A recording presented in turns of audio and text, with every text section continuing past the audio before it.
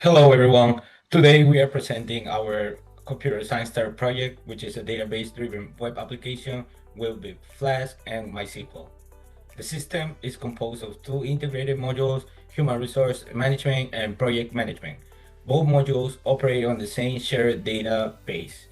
I will be focused on demonstrating the human resource administrator module, which handles employee lifecycle management and enforces our core database business rules. This is the default front end before we access any of the required users like the human resource administrator or project administrator. Before logging into the application, I want to briefly show how the database is initialized. The schema SQL file creates a database object including tables, primary keys, foreign keys, and constraints. Then the seed.sql file inserts reference data such as division, department, job titles, administrator accounts, and sample employees. This operation allows the database to be recreated consistently and demonstrates proper database setup practices. So in order to work with this, I'm gonna open the screen and I'm gonna make sure that I have my schema, which is the first file that I'm gonna upload, and I'm gonna run this schema.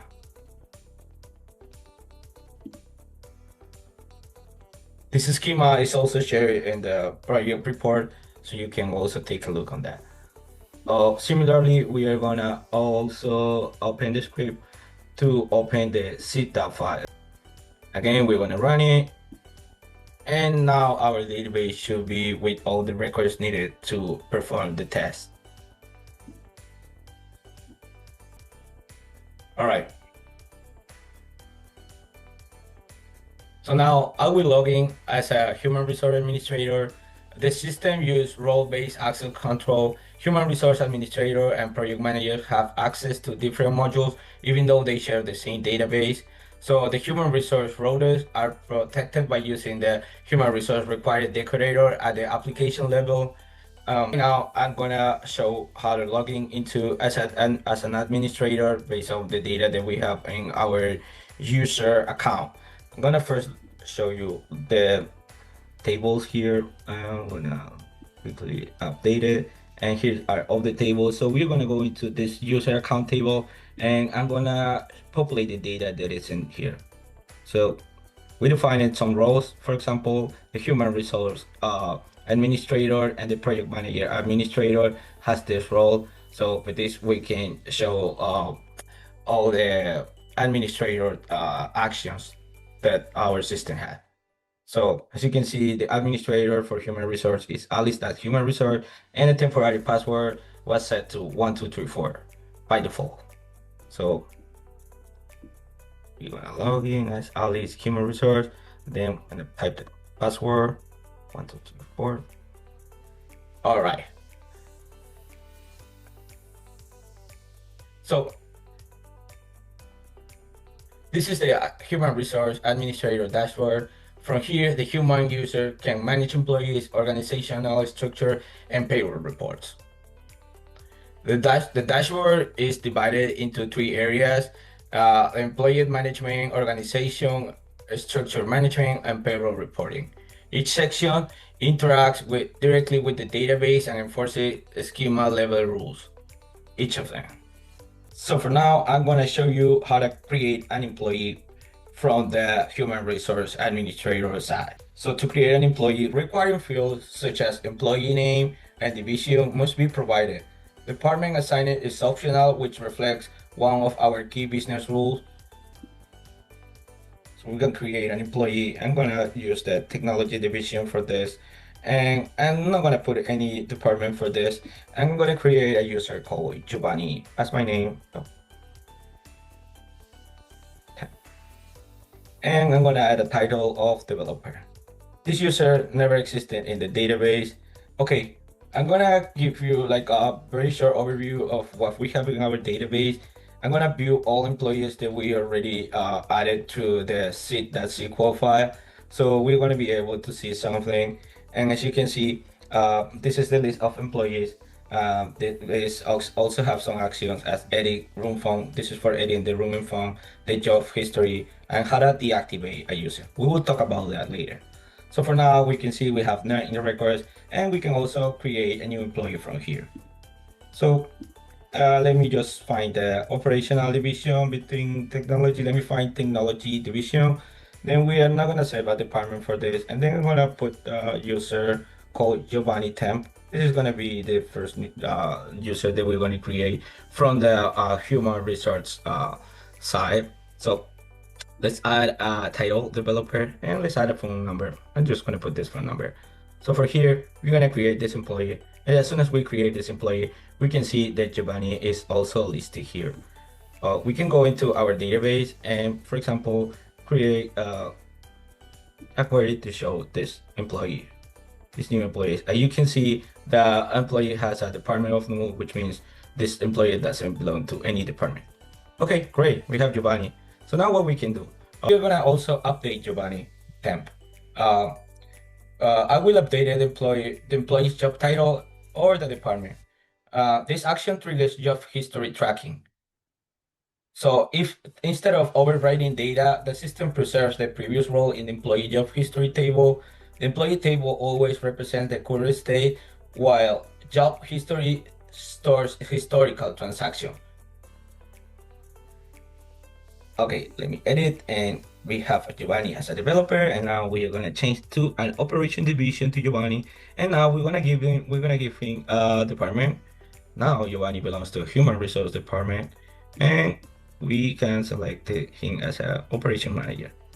The phone number remains the same. Salary, it's a salary employee. You can also pick into hourly, but so far it's this.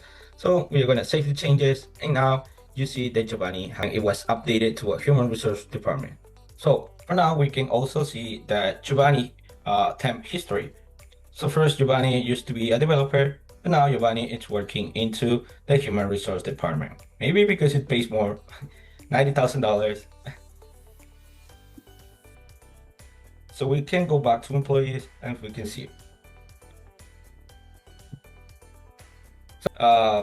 We can also update the phone number for this employee. For example, Giovanni doesn't have a room, and what I decided was that human resources can update this information, since we are not showing a department view or a division view. We are showing only human resource administrator and project manager administrator. In this case, the human resource manager will show how to set a phone directly to user. We are gonna update the Giovanni temp records. For now, we are gonna assume that the department wants Giovanni to go into the room 301 office, and then we are gonna add the phone number for Giovanni. For the phone number, it's tied to this office, so we're gonna choose each phone number, and we're gonna save it.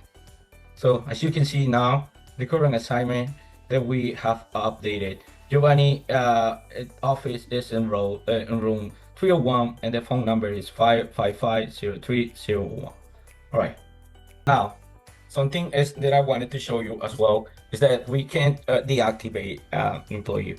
Instead of deleting an employee, we can use the action to deactivate it. What we can do is set a flag between 110 or true or false to see if an employee is activated or deactivated. This will help us to keep the records for job history and also for payroll monitoring.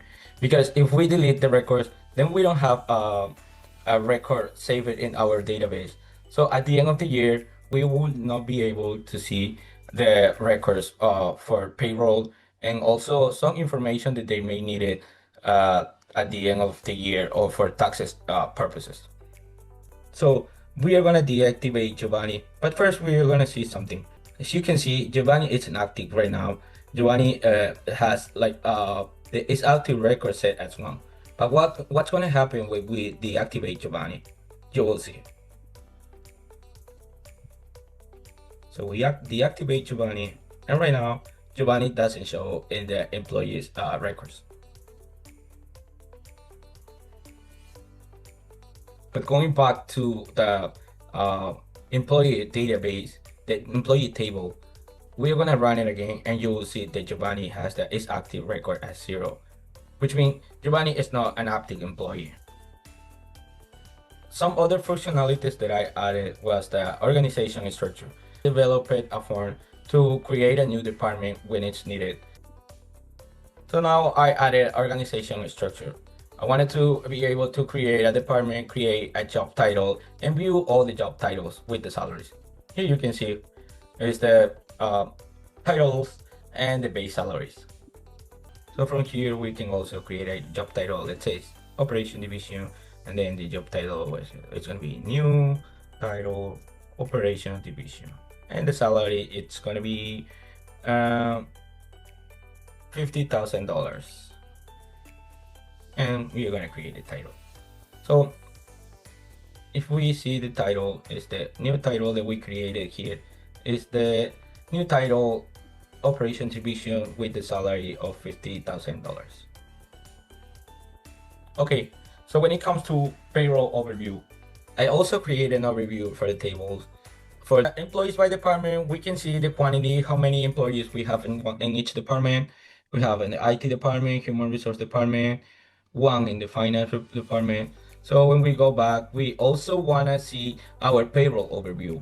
And for now, one of the things that was important was to keep that it's active to show the reports at the end of the year, even though some records gets deactivated. As you can see here, we have all the information, and we also have a Giovanni temp that we deactivated a few minutes ago. But Giovanni is an inactive employee. So we can also filter if we want to show only active employees, we can search, and that will be this filter will remove Giovanni since Giovanni is an inactive employee. And then we can also filter by inactive only, and we search, and we also share in Giovanni. We are gonna go back to all search, and as you can see, here's all the information for all the employees, the actives and the ones that are inactive. Then we go back to the human resource tab, and for now that was all I wanted to show you the human resources administrator side. Now I'm gonna give the pass to my partner who is gonna show the project management administrator. Hello. So this is a project manager dashboard. As you can see, you can view projects and you can create a new project. You can choose the budget. If you choose a budget of $1 million,